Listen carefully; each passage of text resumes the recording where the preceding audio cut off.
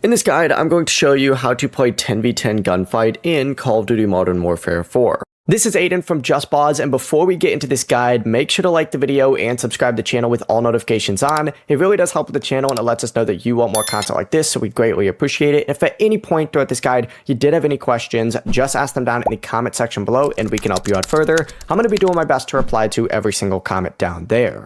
Now in 10v10 Gunfight, 2 teams of 10 battle in single life rounds on the changing kill block map. So essentially what you need to do is just load in, and sometimes it's in the featured playlist and you can select it and get in here.